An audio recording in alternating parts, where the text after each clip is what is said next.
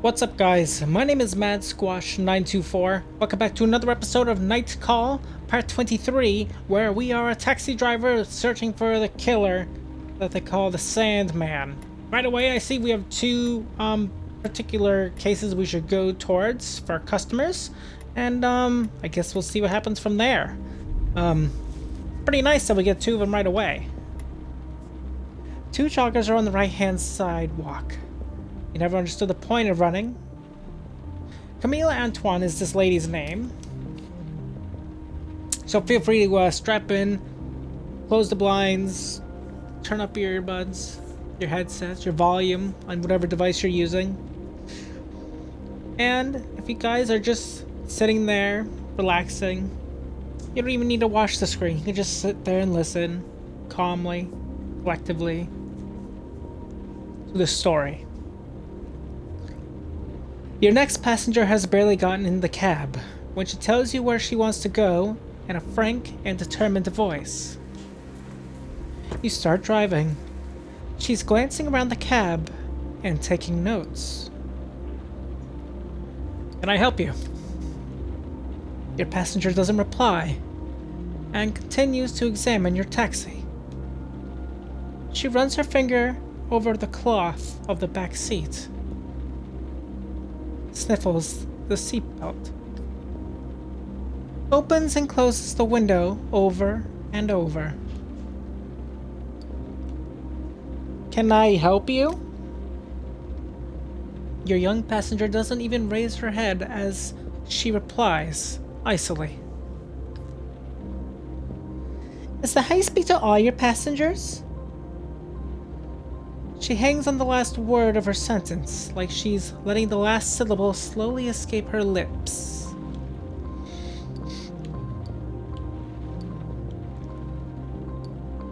You are unique. She shrinks back for a second and smiles. Thanks, but flattery won't get you anywhere. I'm here to get clear and objective answers. Do you think the quality of your vehicle has an influence on your numbers? No, the passengers couldn't care less. She cuts you off. I need a yes or no answer. The last word slides up with an imaginary question mark. It's still resonating in the cab when she starts her next sentence. It will make analyzing the data from my questionnaire easier.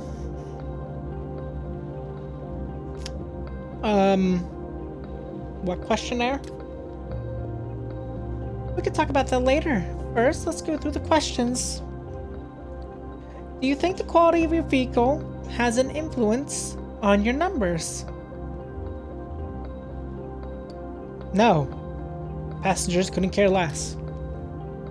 She takes a minute to write down your reply. Good. Do you think you could drive for more than 12 hours a day? You look at her in the rearview mirror. Yes, but it'd be dangerous. She doesn't even listen to the end of your reply. What about 16 hours? Driving 16 hours? Your brain fixates on her upspeak. Hours? You shake your head. 16 hours? Hours. Straight? 16 hours. Yes or no? No. She sighs softly, as if she were disappointed. Would you be prepared to learn massage techniques as part of your taxi service? Massage? Answer the question. No, I have to drive. She groans. That's inconvenient. What about learning basic psychotherapy?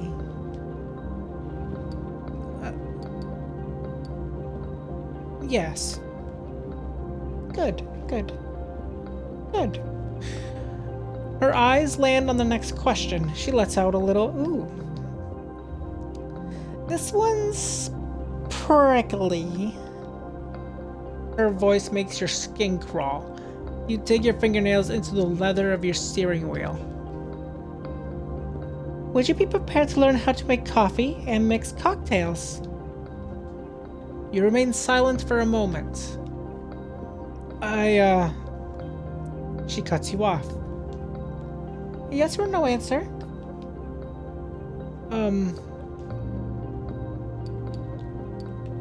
No? Ah, too bad for you then. You're going to miss out on an amazing opportunity. My idea is based on a very simple concept.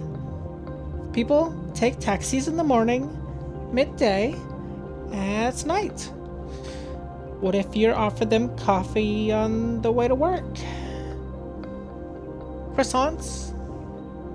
And what if at noon, between two meetings, they could eat a nice hot meal comfortably seated on the cushy back seat of a taxi? And in the evening, nighttime, why not have a cocktail before your evening out at the theater, the movies, even before clubbing? She stops herself. You can tell she's restless. You sigh. Good thing you're not far from your destination. So?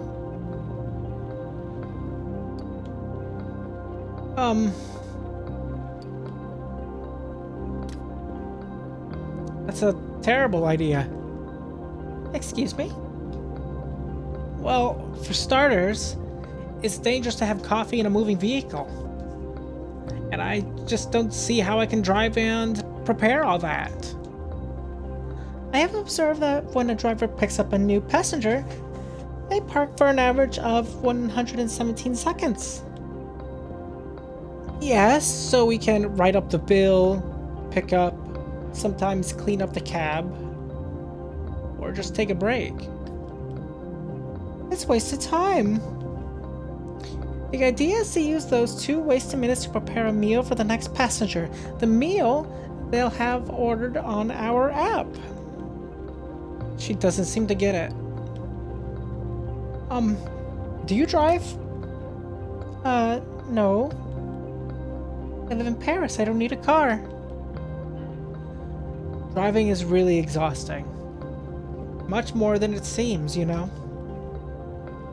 She looks at you. Seems taken aback. She raises her hand.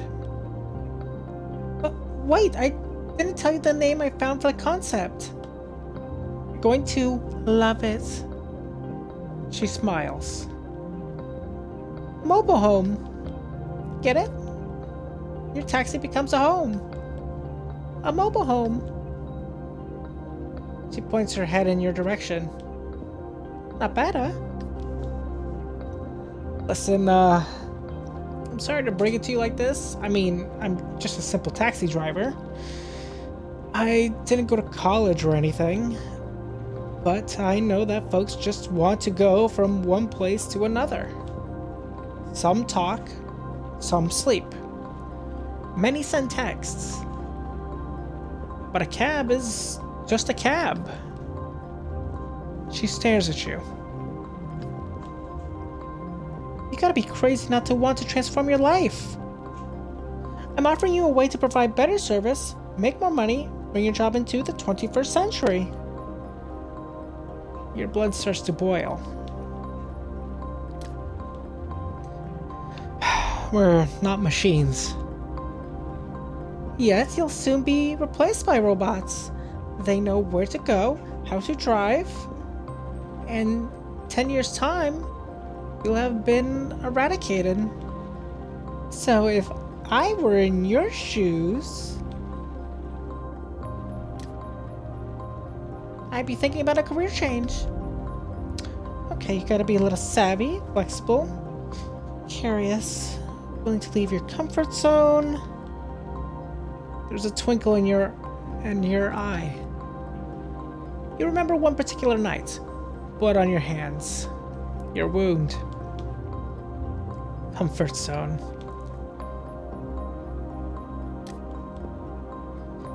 Your behavior is very typical of those performing low-skilled labor. You let her voice fade away, dissolve into a background noise like the hum of the engine, the rubbing of the tires, the metallic click of the clutch. Comfort zone. You could sum this whole story up like that. You were pulled out of your comfort zone. Everything changed when... I live right over there. You stop immediately. Your passenger hands you some money. As you're handing over her change, she sighs. You were lost in thought for a while there. You need to pay closer attention. That doesn't really meet my expectations of a good taxi driver. She gets out of the taxi before you can answer. You bite your lip. Comfort zone. Blood on your hands. You take a deep breath. Okay, come on.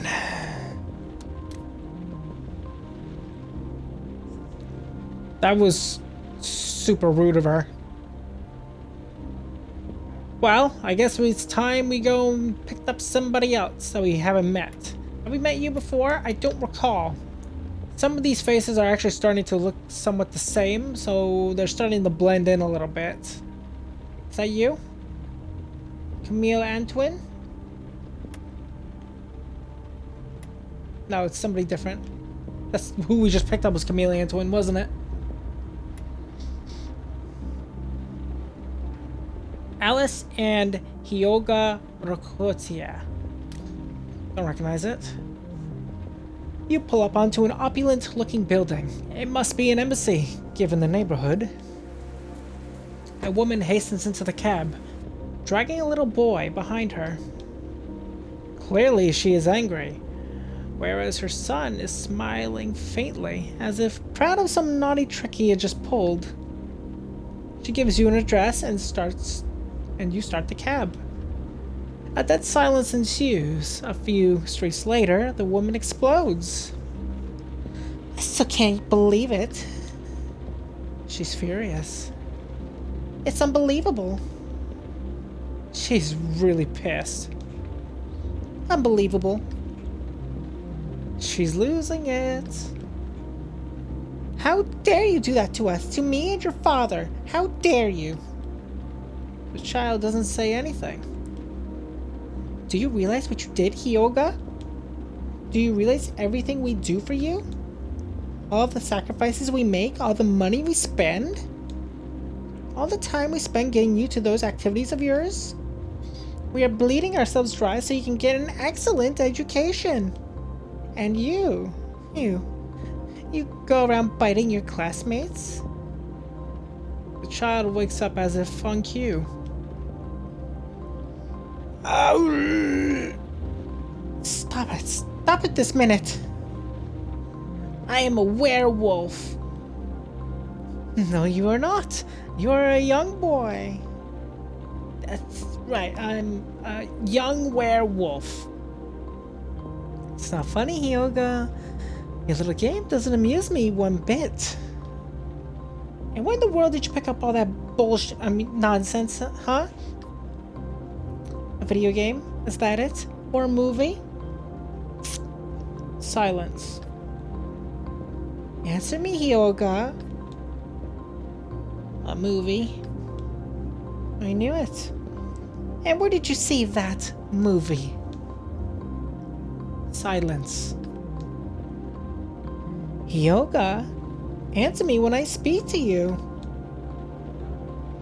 At Paul Emile's house. She makes a small sound in the back of her throat, full of scorn and contempt. I'm not surprised. His parents are in the middle of a divorce.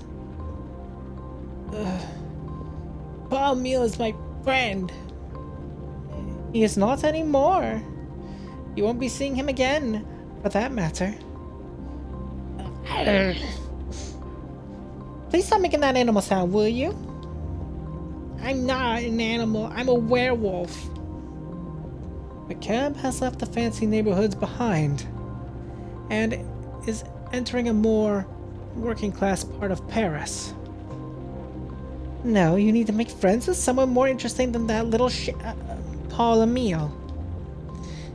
The Iranian ambassador's son, for example. You know, his name is Cave.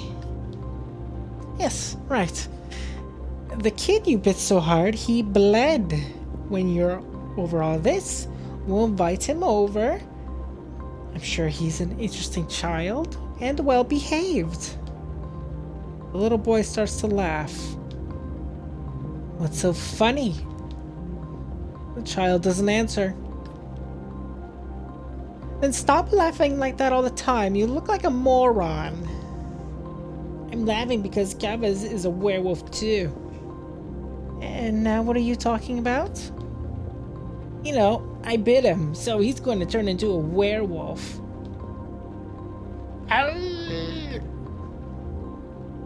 Your passenger is shaking with anger. She yells at her son. You stop that right now. You're 5 years old. You're not a baby anymore. When your father gets back from New York, he's going to have something to say about all this. You'll see.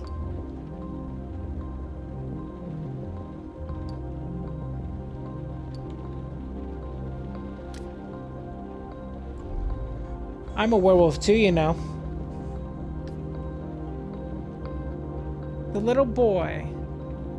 Sorry, the achievement. The little boy casts you a hopeful look. Really? What do you think you're doing? Sure I am. I'm a werewolf. An old wolf bit me in the woods one night. Wow, way cool. Sir, please don't encourage him. His fangs were all yellow, and his breath smelled like stinky old cheese. The boy burst out laughing. Stop the car. Here, please.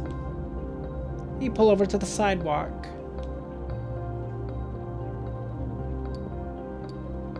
You shouldn't take it that way, ma'am. I'll take it however I like. As for you, you're lucky I don't report you to your employer. The passenger flings a bill your way. Keep the change. She opens the passenger door and advises her son in the icy tones. Take a good look at that man, Hyoga. If you don't work hard at school, you'll end up like him. She gives her son's arm a good yank. Come on, let's go. They exit the cab and walk away. The little boy looks back and bares his fangs.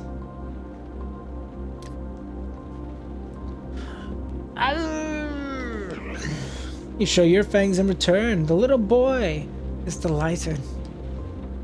His mother tells him to hurry. He looks away. You start the cab.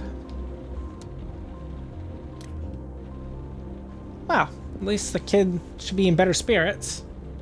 Hello, we have more potential suspect-esque things. Let's go.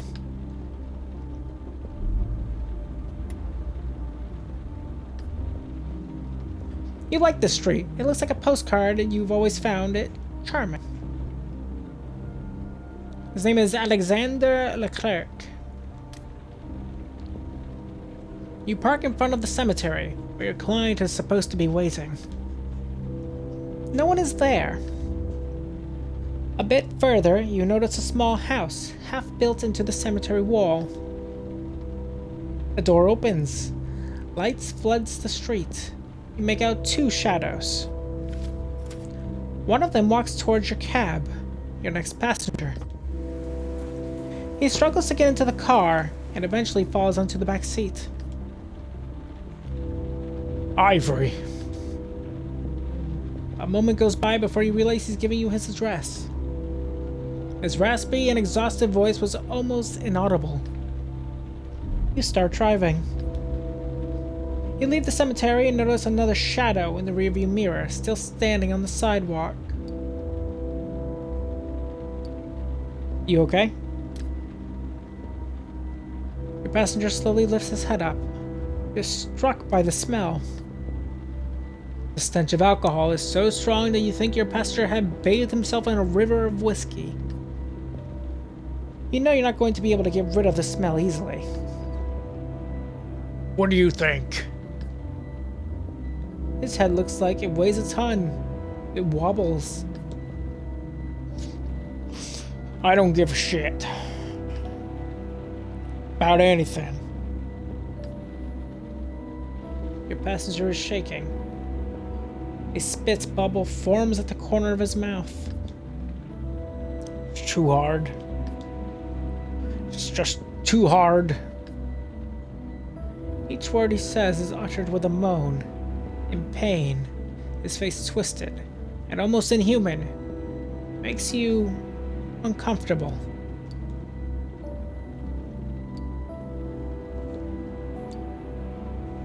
What's going on? He's, my grandson. I miss him so much. Every minute, every second, I'm away from him. You know why he's there, but you can't give him the impression you recognize him. You've given away the fact you know things about him. And this old guy who reeks of alcohol is a killer. What happened? You didn't read the papers, huh? The fire. 100 some dead. Ring a bell? Yes? Ah, yes, of course. My grandson was in the building. My little man, Daniel. A precious kid. Rosy cheeks to pinch, always asking questions. Question after question. Asking questions about everything all the time. He once asked me if whales... His head lowers, shaking all over. He's unable to speak.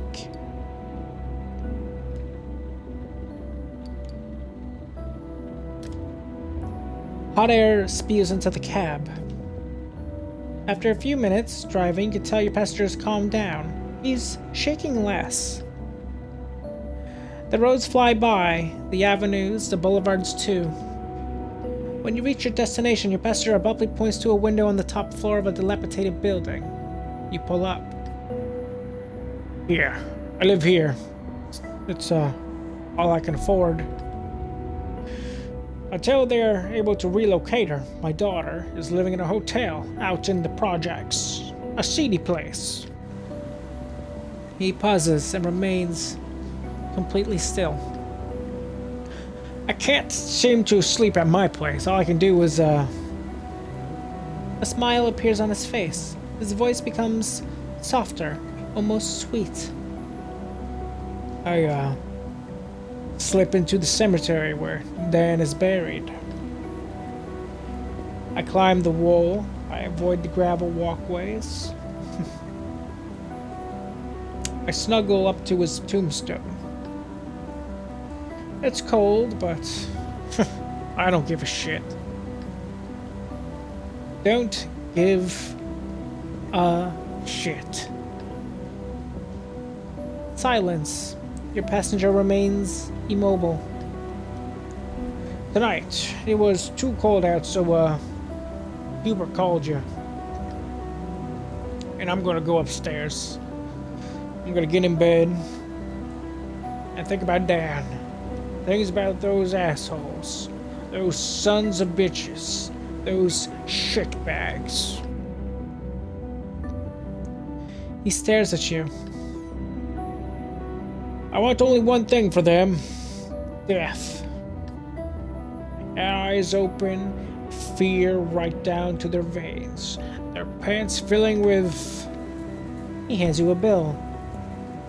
Gets out of the taxi. Watch him staggering to his building for a minute. The main door is broken in. He doesn't even enter a code to open it. After he disappears, you sit for a moment to contemplate the deserted street. Something about his story is off. You have trouble picturing a man his age climbing the wall of a cemetery. You saw that wall. It was at least 2.2 or, well, 2 or 3 meters high. Maybe even more. You turn the key in the ignition and drive away. Huh. So that was victim 1's father, if I'm correct.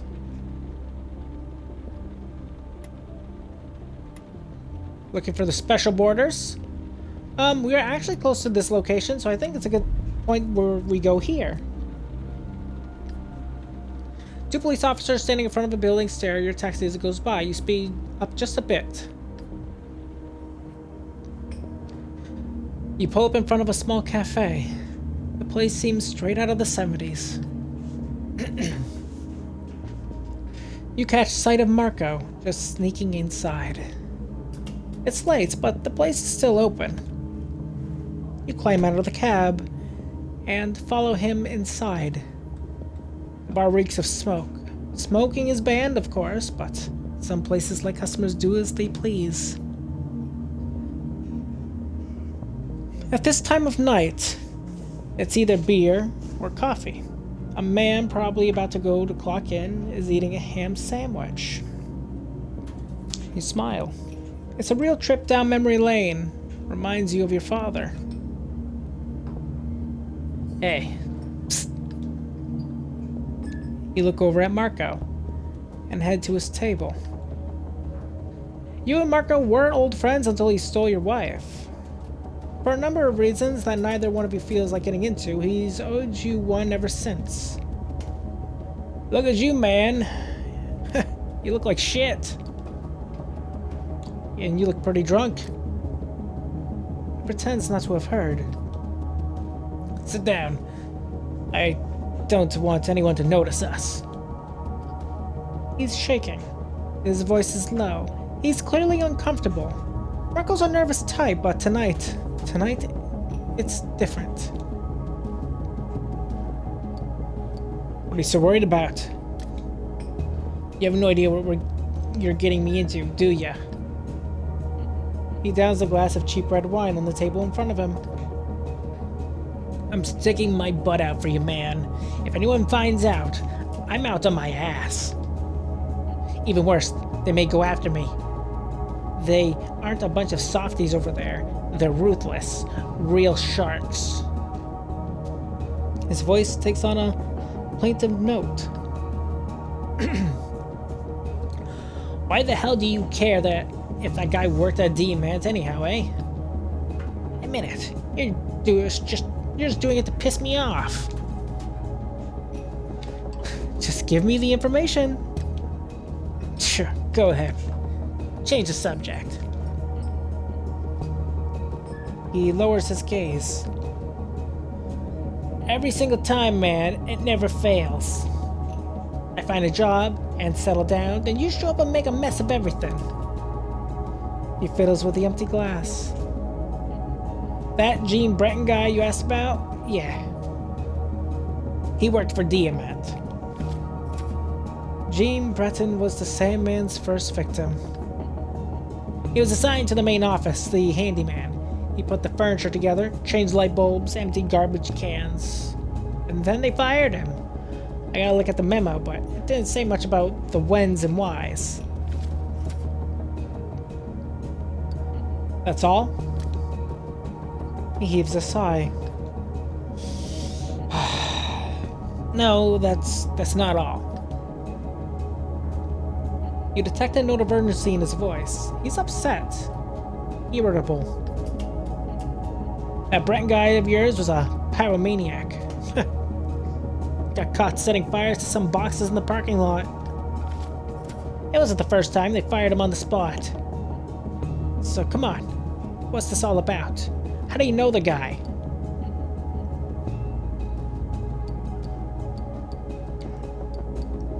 The Sandman killed him.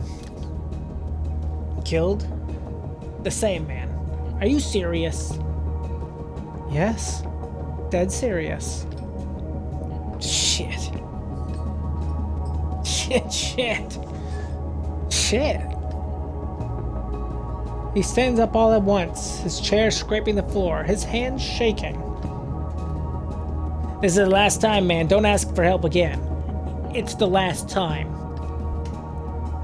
He storms out of the cafe, the heavy door banging shut behind him. You sit there a while without moving.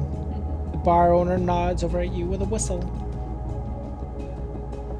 Hey buddy, that pal of yours, he didn't pay. You pay Marco's tab and leave. The cool air sets your mind in motion. So, Brenton had worked for the group Diamant, and he was a pyromaniac. There's no way that's a coincidence. You climb back into your cab, your head still heavy. The hum of the engine brings you round. You still got a long night ahead of you. It's interesting that in each one of the situations with Marco, the first given, in the first case, we met at where he lives, the second at a cemetery where he got a new job, and now this place. It's cool that it's different every time, and it's funny that he said this is the last time I'm helping you, which does seem to reference the other cases in some ways, even though they aren't relevant towards each other.